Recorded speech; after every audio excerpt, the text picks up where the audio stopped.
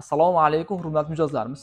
Bugun sizlarga LG brendidan GC B459 modelini 2025-yilgi versiyasini ko'rib chiqamiz va oldingi versiyalardan nimasi bilan farq qiladi. Shular haqida batafsil sizlarga ma'lumot beramiz. Ushbu sovutgichimiz bo'yi 186 va eni 60 sm bo'ladi va chuqurligi 68 va hajmiga keladigan bo'lsak 234 litr sovutgich qismi va 110 litr morozitka qismi bo'ladi. Va bu yerda smart inverter qo'llanilgan, ya'ni motori smart inverterli bo'ladi. Ya'ni sizga bu uzoq yil xizmat qilib beradi va to'kingizni asosiysi nihoyatda past sarflar, ya'ni energiya effektivness ikkita plus bo'ladi.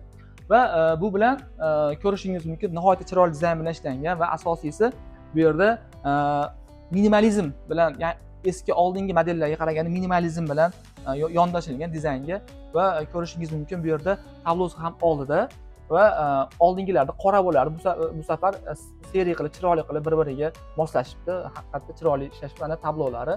Birinchi tugmamiz haqida gaplashadigan bo'lsak, bu sovutgich qismi, mana ko'rishingiz bemalol boshqarasiz va ikki pastdagisi, ya'ni muzlatgich, ya'ni morozitka qismining boshqaruvi, mana 20 gradus va ketaveradi.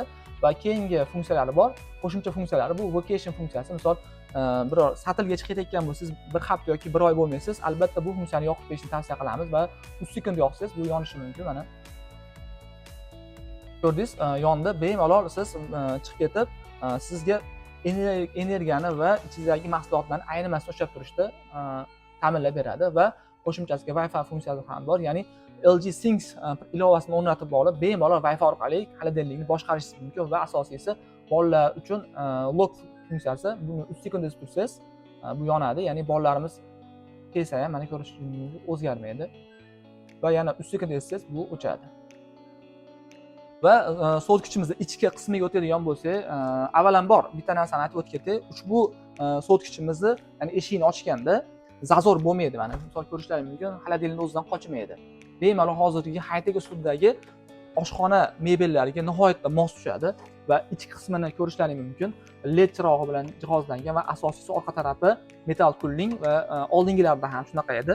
Va bu yerda door cooling sistemasi qo'llanilgan, ya'ni bu sizga ichidagi sovuq havoni bir xilda ta'minlab berish uchun va qo'yilgan mahsulotlarni tabiiy holatda ushlab turish uchun xizmat qiladi va asosiysi mana bu yerda eshikdagi joylaridagi qo'yilgan narsalarni ham tabiiy holatda ushlab turish uchun xizmat qiladigan narsa bu door cooling texnologiyasi bo'ladi. Va bu yerda yana bitta narsa borib keluvchi mana bu polkalar bor. Nihoyatda zo'r qilib ishlashgan. Bu faqat premium segmentdagi sovutgichlarda bo'ladi. Mana ko'rishlaringiz mumkin, hattoki mana yarmigacha va oxirigacha olib ketishingiz mumkin va qozon xohlasiz, banka xohlagan narsangizni qo'yish